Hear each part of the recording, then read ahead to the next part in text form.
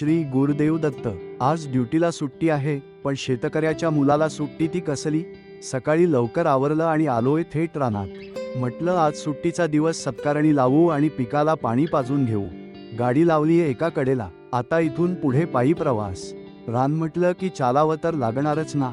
आता कॉप चालू केलाय, पण खरी कसरत पुढे आहे। कॉप चालू केला की जावं लागतं विहिरीवर मोटर चालू करायला। विहीर थोडी नाही तर जास्तच लांब आहे। हे बघा, या अशा बांधाने चालावं लागतंय। ऊन आता हळूहळू चढायला लागलंय, पण ड्युटी असो वा शेती, काम तर केलंच पाहिजे। चला, विहिरीवर तर पोहोचलो। आता ही केली मोटर चालू। आवाज ऐकलात? चला आता धावत जाऊन बघूया हौदात पाणी कसं पडतंय ते। पाणी तर सुरू झालं, पण आता 4-5 तास इथून हलून जमणार नाही। ऊन तर खूप लागतंय, सगळीकडे पाणी पोहोचलंय। या कडक उन्हात काम करून झाल्यावर जेव्हा या झाडाच्या सावलीत 2 मिनिटं बसायला मिळतं ना, तेव्हा मिळणारा आनंद कोणत्याही एसी पेक्षा मोठा असतो।